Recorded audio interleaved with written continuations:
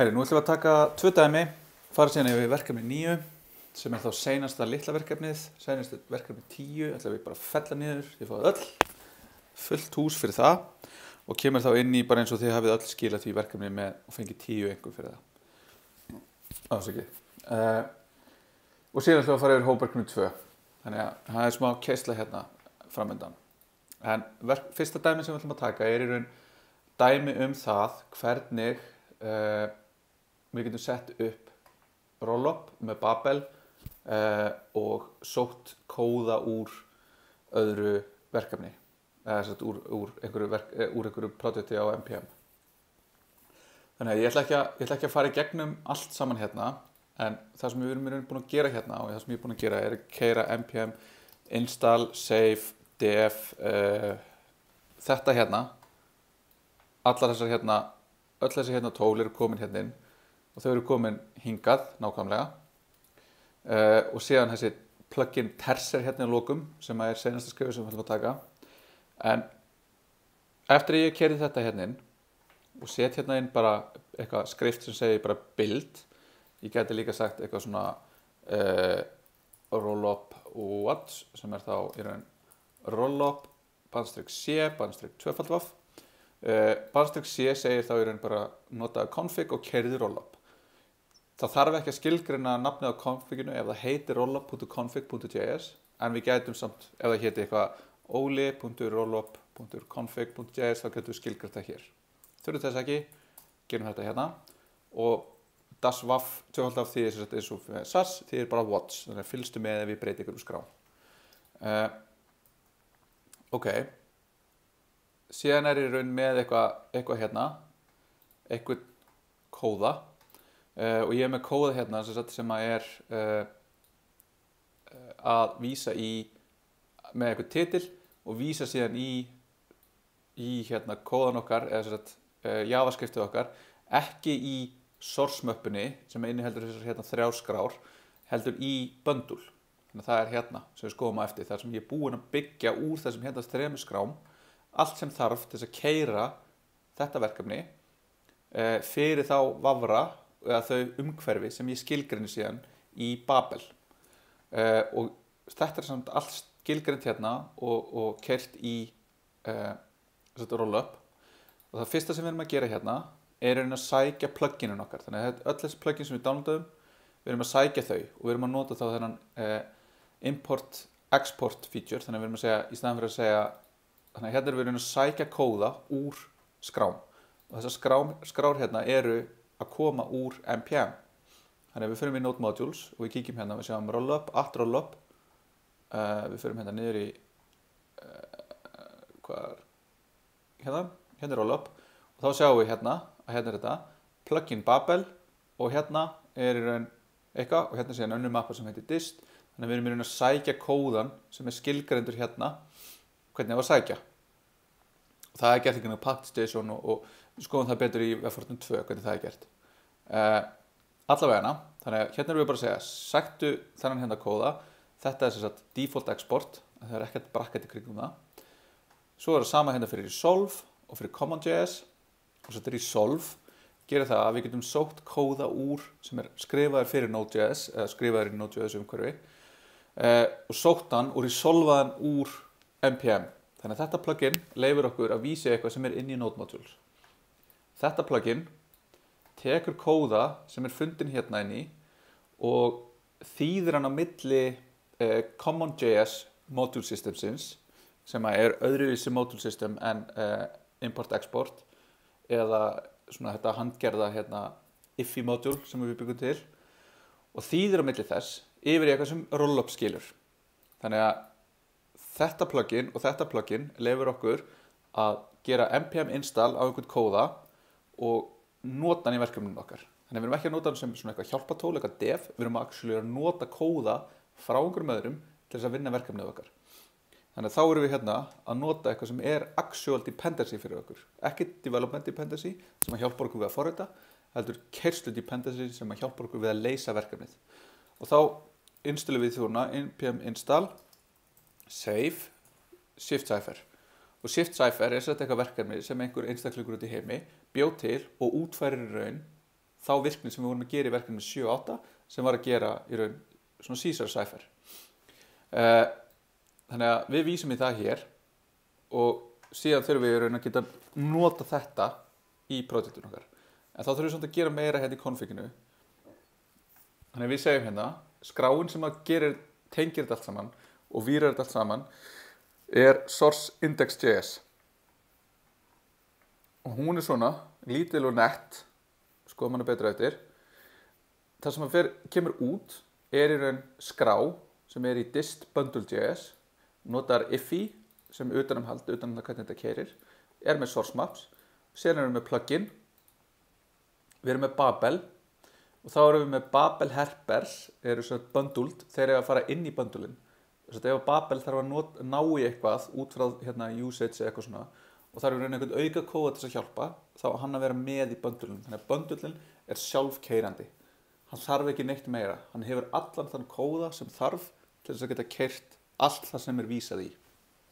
Við ætlum ekki að taka neitt og gera neitt við neitt inn í node modules. Þá getur Babel farið að fara inn í node modules og reyna eitthvað að transpæla þar og það enda bara illa. Við erum með source maps hérna í gegnum Babel, þannig að þetta hérna virkar saman. Síðan erum við með preseti fyrir Babel sem þetta hvernig við ætlum hvað ætlum að styðja. Og þetta nóg fyrir það að við ætlum ekki að geta notað npm pakka. Þannig að þá myndum við bara segja hérna, þurfum þetta ekki. Þá kvartar hann bara yfir sem ekki að nota þetta. En þá getur við núna keyrt bara hérna npm run build. Þá segir hún reyndar hérna, sko, við erum með eitthvað unresolved hérna dot. Og við erum hérna með unused, hún er að segja hérna, þú ert að importa þessu hér en þú notar aldrei, ertu við sem að vilja gera það. Hérna er verið að nota, er hún að segja warning treating modulus external dependency, við getum lesið meira það, þetta svona allt í lagi núna. Hérna er síðan að segja, það vantar eitthvað sem heitir shift cipher, við veitum ekki alveg hvað í gangi. En þannig að það búið að segja okkur að það eitthvað skrítið í gangi, en samt sem að það var búið til þetta bundle.js. Þannig að við förum núna, lokum Node.js, förum í bundle.js, þá sjáum við að það búið til gommu einhverjum kóða hérna fyrir okkur. Og þetta þá hérna þekkjum við þetta í raun iffy, eins og við vorum að gera. Hérna þetta að nota usestrict, eins og við höfum séð. En svo kemur eitthvað async, generate og step. Og þetta út af því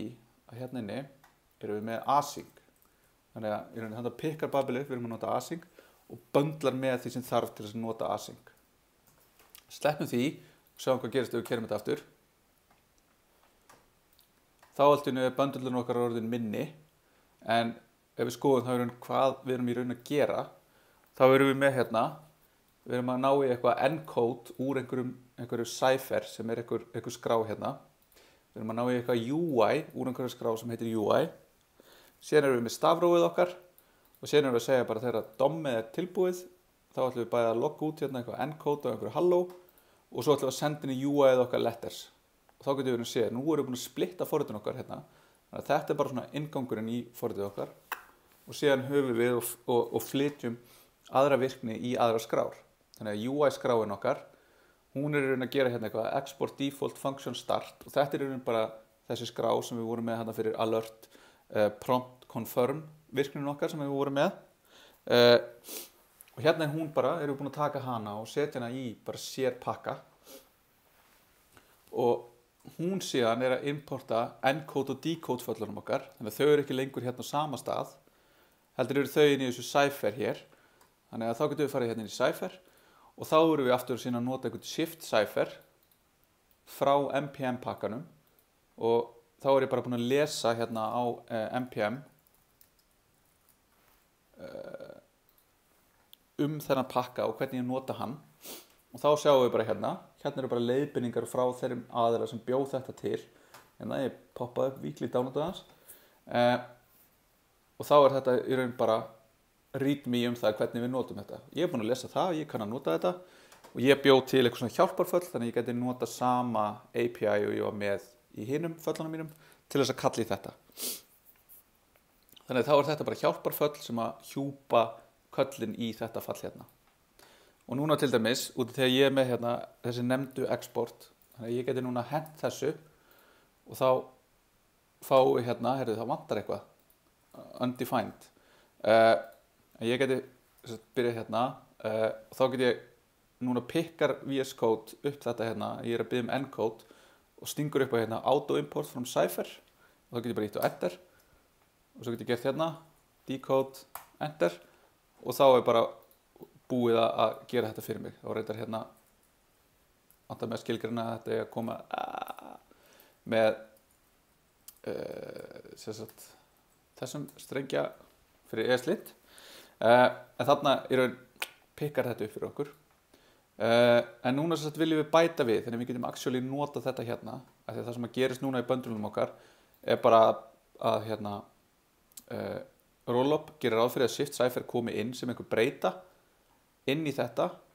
og hún er óskilgreind þannig að þetta mun ekki keyra út af því að það vantar hérna það vantar shift cipher útfærsluna þannig að ef við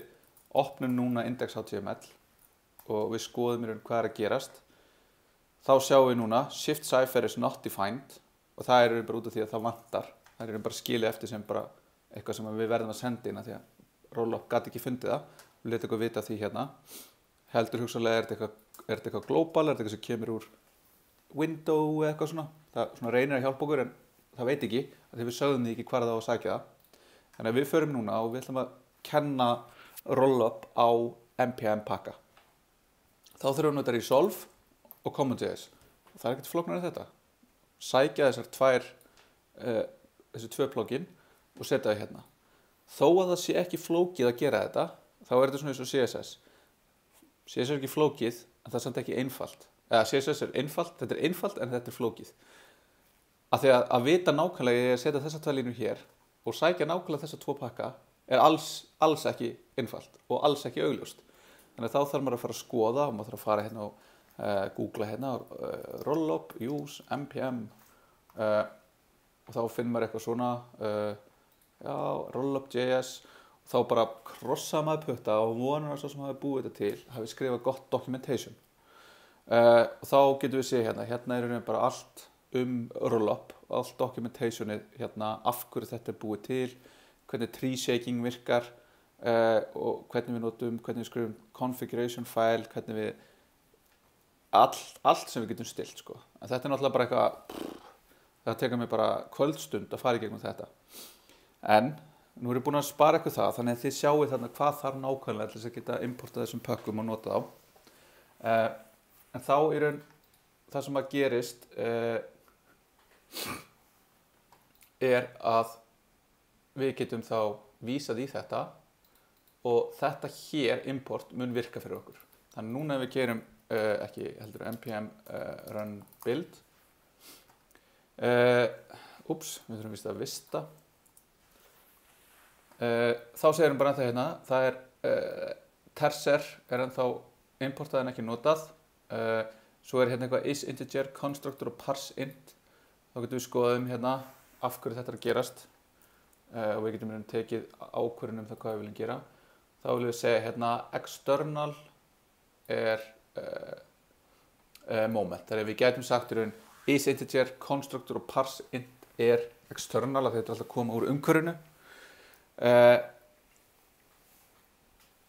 og já þannig að þetta skiptir okkur ekki máli þetta er bara svona warning þannig að núna þegar við keyrum þetta hérna þá allt í einu komin einhver nýr gaur hérna sem er þetta class shift cipher og þá er þetta hérna sem sagt rollup búið að taka útfærsluna á þessu shift cipher frá þessum einstaklingi út í heimi sem að útfæra þetta fyrir okkur og setja hann inn í kóðan okkar og gera okkur þá þar leiðandi kleift að nota þessa útfærslu. Þannig ef við förum aftur núna hérna og við reloadum hér þá sjáum við hérna núna JDo's sem er hello, shiftaðum 3 og nú get ég keyrt forritið sem við vorum búin að gera hérna í verkefni 7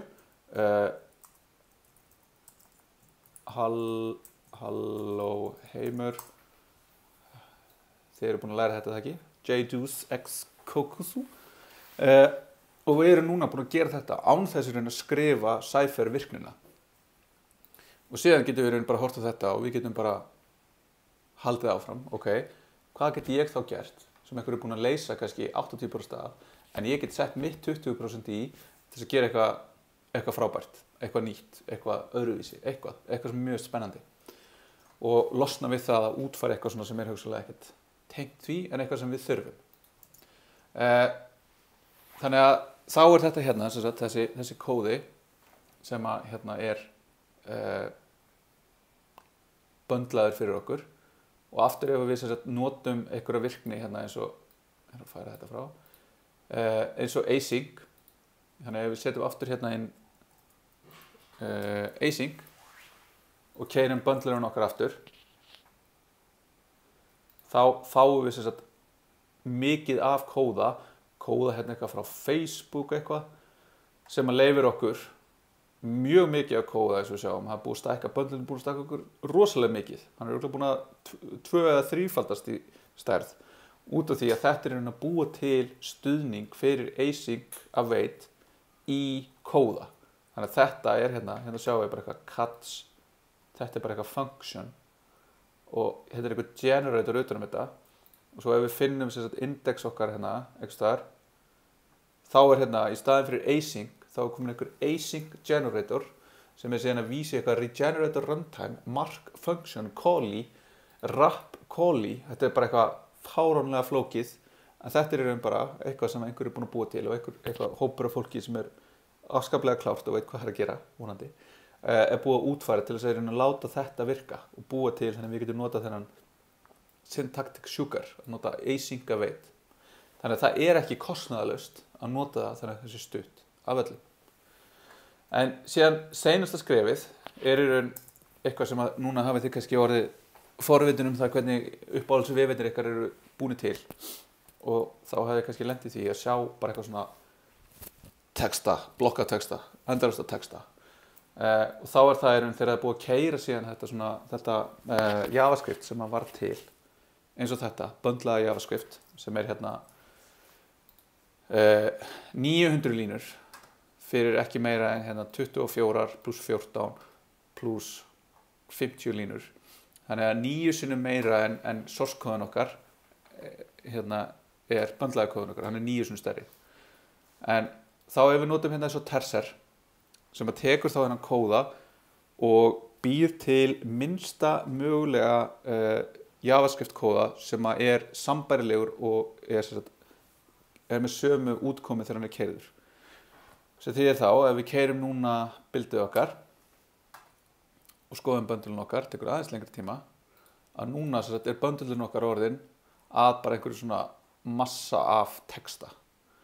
Og þá eru alla breytundur okkar, já nú er alveg eslind bara að ríka út. Þannig að alla breytundur okkar eru núna bara einhver einn stafur, það er búið að stilla allt niður. Það er búið að ef að sami textin kom fyrir 2 eða 3 eða sama eitthvað, þá er allt búið að taka og bara gera þetta að því minnsta sem hægt er. Hendut öllum svigum, hendut öllum gæsalöppum sem er ekki krafist og þetta er bara compiler sem tekur kóða og skilar minnsta mögulega kóða fyrir þann kóða. Og þetta er líka oft kallað að uglifya, þetta er ugly AF eins og þið sjáu og það er ekki séns að lesa þetta. Og þetta er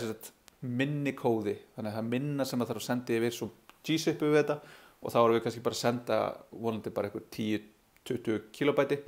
yfir HTTP í staðan fyrir eitthvað miklu meira til notendar okkar. Þannig að hérna erum við komin að það stað þar sem við erum bara að sjá bara, þetta er bara svona state of the art tólakeðja fyrir utan að vera með eitthvað svona framework inn í þessu eins og Vue eða Angular eða React. Þannig að þetta er bara það sem fólk er að gera í dag. Þannig að þeir eru svona komið með þessi tól upp í hendurnar og þá eru þeir bara komið að því að æfa sig og það er núna í seinustu 2 verkefnunum. Nú meina ég að losa hérna og svara hérna af hverju er ESLint og StyleLint svona eina þegar kemur að eitthvað svona gæslappir að nota og nesting. Það er bara jafn óvanlegt með það og sá sem skilgreindi og lét ykkur fá einhver ákveðin style guide sem er þessi gauð sko. Þannig að það er ekkert við tólið að sakast, það er í raun við kóðastílinn sem við erum búin að skilgreina að við ætlum að nota að sakast, og þá sérilegi við mig. En ég ætla bara að taka upp fyrirlestur fyrir ykkur þar sem ég fer yfir dæmi sem er í raun keimlíkt því dæmi sem við erum að fara yfir núna. Ég seti inn kóðan fyrir allt nei, það er reyndar óútfært. Þannig að ég seti inn kóðan þegar ég er búin að taka upp, reyna að klára það bara í kvöldi á morgun, og þá er það í raun að nota þetta vefþjónustukall. En núna ætla ég að sýna ykkur allavega hvernig verkefni 9 er og svo hópverkefni 2.